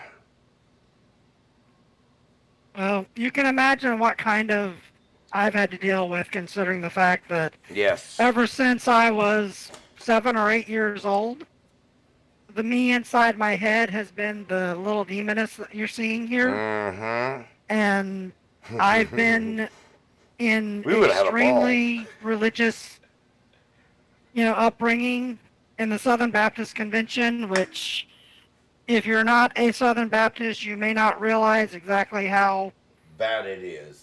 Fundamentalist they can be. Fundamentalist, that's an understatement. Let's just use the word bad, because we can tear them apart all night. I spent a large portion of my childhood being afraid of being burned at the stake. Oh, hold on. No. Make it worse, Valkyrie. Take it one step further. You were dehumanized as a child, dehumanized as a person, dehumanized as a human over a belief, an ideology, schisms and isms. Think about that. And guess what? To make it even one step further worse. It's the parents follow suit. The parents believe it. In the wrong body. The parents. But when you tell somebody that the wrong body, also includes the fact that you're missing your horns and your wings and your tail and your hooves, most people look at you and think you're insane. Oh, no, you're not. And... No. Valkyrie, yes, you are insane. You're so insane that you're too sane for these people out there. Listen, people, let me say it again. That's the problem, is I'm way too sane to be insane. Yes, and I got to say this to the people out there. When someone has a mind that thinks coherently, that reacts as a human coherently, that's when they want to make you feel bad about yourself, you being a human, and they want to transform you into what they want. Hold on! Damn, did I just tell you the definition of what a cult does to people?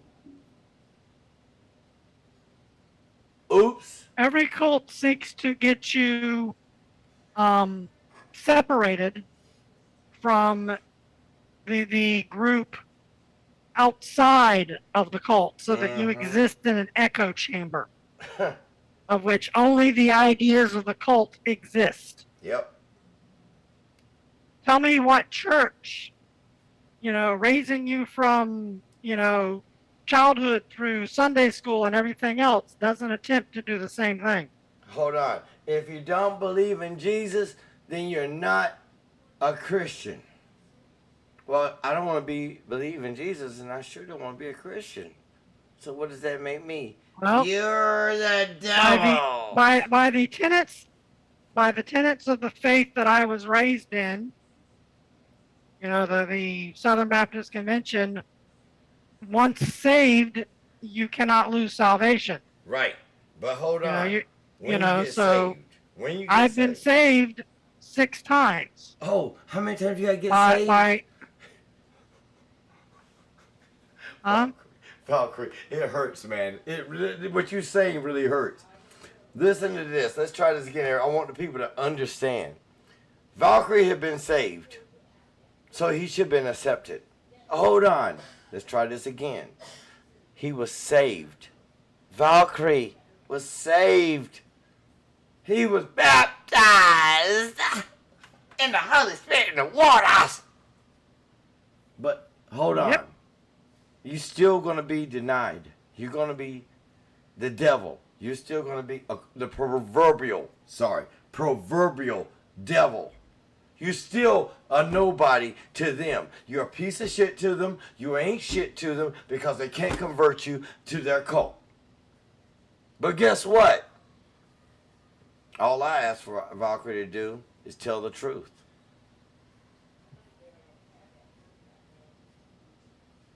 What do you rather have? The truth or somebody that you make? And I'll be the first to tell you that I'll tell you the truth so far as I know it. Valkyrie's not scared to say I can't guarantee that anything I say is absolute, irrefutable, unshakable truth. Too many timelines. I can simply tell you the truth as far as I know it. That's right. And we stand by that truth. Because we ain't scared of you people out there. We're not scared of you Roman Catholic Church. We ain't scared of you the Southern Baptist Conference Commission shit asses. We're not scared of you Mormons. We're not scared of you Muslims. We're not scared of you boot ties. We're not scared of none of you. You know why? Because we're going to tell the truth. You can hide your beliefs. You can hide where your beliefs come from.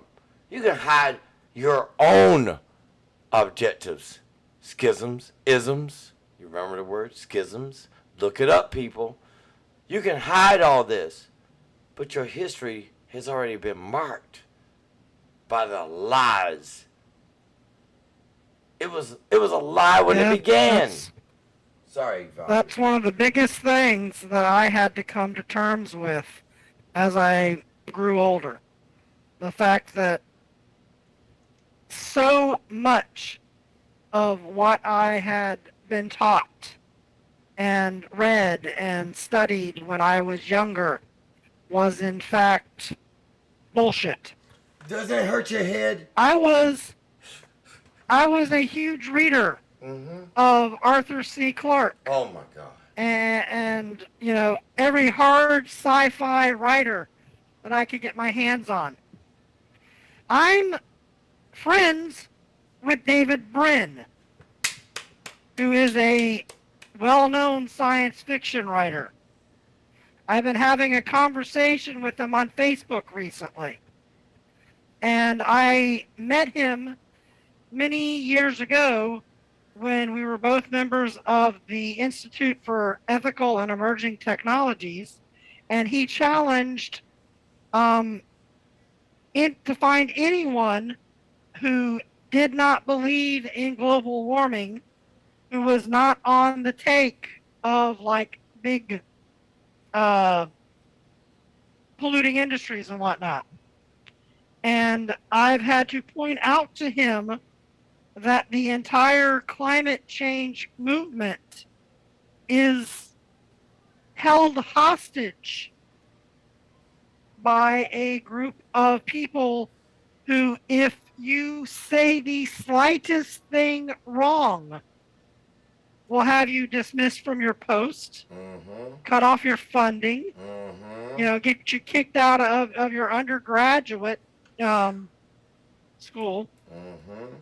So there is no room for a up-and-coming scientist to challenge the overwhelming pressure put on them to conform to the AGW narrative. Hold on. Is it a narrative? Hold on. It sounds like the same thing that politics has become. But go ahead, Valkyrie. Go ahead. Yes. Tell the truth. Politics have invaded science. Oh, and if you do not spout the same, you know, approved political message, you know, your career as a scientist will be ended. And this is true of David Brin as well. He's invested, I don't know how much fucking money to get his credentials as a physicist and a scientist and whatnot, plus his reputation as an author. Yep. He cannot go against the narrative without risking his livelihood. Freeman Dyson, the inventor of the geodesic dome, Yep. is persona non grata nowadays for daring to speak out against the AGW crowd. Valkyrie, we got two. Listen, let's take a break. Let's take a deep breath, Valkyrie. Cause you're gonna get me in a war. You know, so that's why I don't like talking about Valkyrie. I mean, we have a show that me and him just look. We can't do it because we're gonna piss you people off, and we're gonna piss ourselves off because of stupidity and the ignorance. Have and the you lies. ever heard of a man called Hans Alfvén? No. Hans Alfvén is a Nobel Prize winner in astrophysics who created the theory of magnetohydrodynamics. Really? The idea that magnetism could account for some of the, well, I don't remember the exact theory. He basically, after he won the Nobel Prize and was universally acclaimed, you know, as a brilliant astrophysicist, went back later and said, I was wrong. This theory that I created is wrong. And came out in support of electric universe theory. You know and has been threatened with having his Nobel taken away. You know something? If you know that person, please, can we grab them? I would love that. Unfortunately, I don't have any way of contacting All right, him. send me the name, and I will track him down and see if I can get him on your show. I mean, listen, this is what I have to do. I gotta do it. I love people that go against the the fools, the institutions, everything there is. Because guess what? They say there's two sides to every story. No, there's not two sides to every story. There's a truth. There is a truth, not a hypothesis. Okay, if you want to make the hypothesis the other side of the story, go ahead.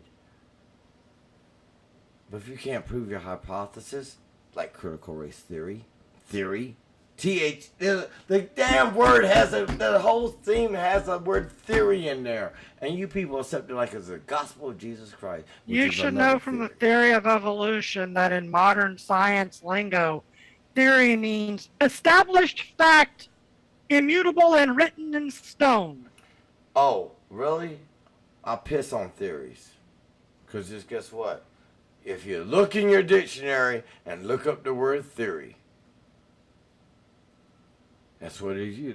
The people just look it up. I'm not gonna be here to tell you how to think. I want you to look it up. All a theory is an educated guess. Shh! Don't tell them that. They believe it's true. I mean, it's almost like these people out there giving every insect on the planet to the UFOs. Oh, we got the mantis and the frogs, and we got. Has anybody had the damn cicada? Seen a cicada alien yet? I'm waiting for some person to come out with a cicada alien. And we already learned that the avians were fake by, what was the guy's name that talked about them? Corey Good. Yeah, the blue avians. Well, one thing I pointed out for years. Corey said it was. Listen, Corey busted. If you look through history, you know, the furries that everyone's, you know, going on about and freaking out over and everything. Oh, my God. We've had furries throughout most of history. Look at all of the ancient Egyptian gods. Yep. Every last one of them was a furry. But, come on, please help me. I mean, these people, he described a blue avian, and these people started drawing them, and they saw them. I'm trying to figure out how many of you people out there under hypnotic suggestion, or you're just stupid, or you're frauds.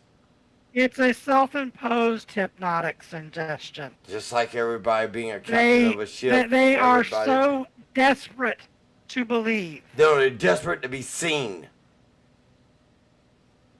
They're desperate to believe because it gives them an escape. Well, guess what? If you want to escape and get off this damn world, can you do something for me? Do it the right way. There's a bottle of pills in your cabinet. Go ahead and have fun. Yeah, that's what I tell anytime I run across one of the people who, you ever heard of the voluntary human extinction movement? Yes. Yeah, I ask every one of those that I run into, if you're so determined for the human race to kill itself off, why aren't you setting a good example? Why don't you kill yourself? Go ahead. I mean, I'm not telling you to do it. I'm just suggesting, just a suggestion. I mean, if you believe that the human race needs to render itself extinct, why aren't you leading the way by being a good example? Nobody wants to be an example. You know why? Because they want to make money off of you. Do you see the subscriptions everybody to them? else to die while they just go on living. Do you see the subscriptions that they got? How much they pay into this thing? It's all a gimmick. 98% of the shit you people are out there doing, it's all from a gimmick. But you believe this bullshit. I mean, I had a author. The problem is that the 2% of it that's not a gimmick is so well hidden among all of the fucking gimmicks that it's impossible to tell which one of them is reality and which one's a gimmick. You know, I had an author a few years ago, and when I was doing Neely World Publishing, which has not closed down, thank you very much. I just haven't been publishing books. I mean, I'm still doing my job. But the bottom line is this. I had an author a few years ago that took another person's writing, changed it up just a tidbit, and made it his. Of course, I fired the son of a bitch. I got rid of his book.